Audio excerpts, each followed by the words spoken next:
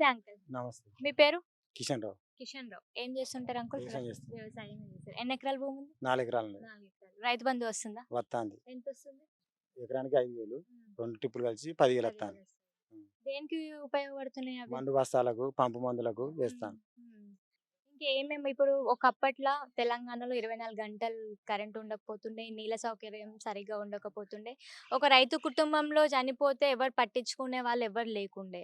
So Telangana వచ్చిన తర్వాత ఎట్లుంది అవన్నీ? రైతు బంద్ వత్తాంది.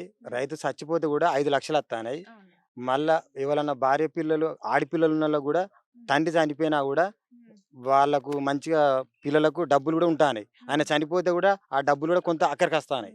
ఒక బీమా, ఆ ఒక బీమా. ధైర్యం. ఆ, అయ్యో ఇంటి యజమాని కూలిపోయినా కూడా, అయ్యో మనిషిపోయినా కూడా సహాయం అంతాంది 5 లక్షలు.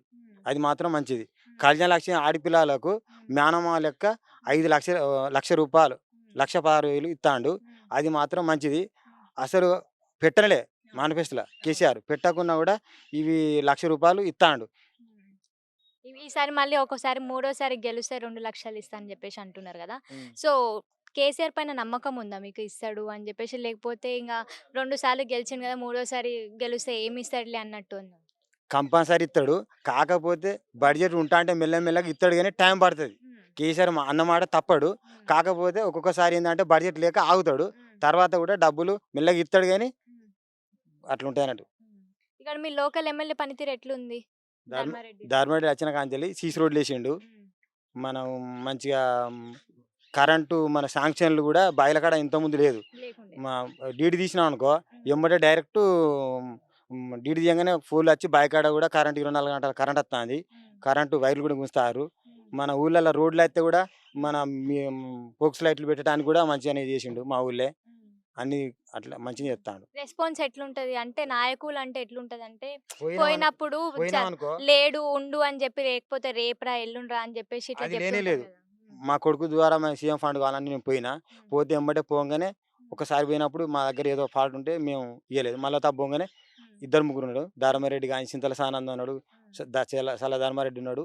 పోగానే ఏంటిది అని అడిగిరు నాకు. మా పిఏ దగ్గర పోగానే సీఎం ఫండ్ నాకు రావాలి, పోయినా ఇచ్చినా వచ్చింది. ఎన్ని పైసలు కమిషన్ ఎంత తీసుకున్నారు? ఒక్క రూపాయి కూడా ఇవ్వలే నేను. నిజం మాట్లాడుకుందాం. నిజమే. అప్పుడు నిజంగా తీసుకోవాలి. ఒక్క రూపాయి కాదు 5 పైసలు తీసుకోలే. నేనే పోయినా ఇచ్చి వచ్చిన. మనం ఏదైనా ఉంటే డైరెక్ట్ అడుగుడే, ఏదైనా ఉంటే మనకు పని చేయాలి అంతే. అయితే ఒకప్పట్లో ఓటుకి పైసలు తీసుకొని అడిగే సిచ్యువేషన్లో లేకపోతుండే, అంటే అడిగే ధైర్యం ఉండకపోతుండే, ఎందుకంటే పైసలు తీసుకుంటుండే కాబట్టి. ఇప్పుడు ఆ పరిస్థితిని చూస్తున్నామా మనం? ప్రశ్నించే హక్కు మనకుందా లేదా? ఉన్నది. మనకు పని చేయాలి. పైసలు కాదు 100, 200, 1000, 2000, 5000 లెక్క కాదు. మనకు పని వచ్చింది అనుకో లక్షలలో వస్తుంది. 1000, 2000 ఏం పని చేస్తాయి? పని చేయ కదా. అంటే ఇప్పుడు పైసలు తీసుకొని ఓటేసినాం అనుకోండి, అడిగే హక్కు ఉండదు కదా. అంటే నువ్వు ఎట్లుంటది? ఫ్రీగా వేసినావా అన్నట్టు మాట్లాడతారు. ఆడికి పోయినప్పుడు మనం సపడ ఆడికి పోద్దిగా పైసలు తీసుకుంటే సపడగా ఇంటి ముఖాన్ని ఉండాలి. ఇప్పుడు మాకు మచ్చపురం నుండి లక్ష్మీపురం డబుల్ రోడ్ అయింది. భూములకు కూడా మస్తు విలువ పెరిగింది. అప్పుడు 50,000, 20,000, 30,000, 40,000 ఇట్లుండే. ఇప్పుడు 80 లక్షలు, 90 లక్షలు, ₹1,00,00,000 దాకా పోతుంది. అట్లా భూమి విలువ కూడా పెరిగింది కేసీఆర్ వచ్చి. పెరిగింది. మొన్న కూడా Bandampalli road, Chandrapalli road sanction చేసిండు. అది కూడా ఈ ఎన్నికలు అయిపోయినాక చేస్తున్నారు. కొండ సురేఖమ్మ ఉన్నప్పుడు మీ ఊరి పరిస్థితి ఎట్లుండే? కొండ సురేఖ ఉన్నప్పుడు ఏ పని చేసినా కూడా అసలు రాకనే పోయేది. కథం వచ్చినా అంటే ఆ నాయకుల దగ్గర పోయేది, కూర్చునేది, కథం వెళ్ళిపోయేది. ఎప్పుడు వచ్చేదో ఎప్పుడు పోయేదో మాకు తెలియదు. ఈయన అయితే మేము డైరెక్ట్ పోయి అడుగుతాను, మాకు పనులు అవుతాయి.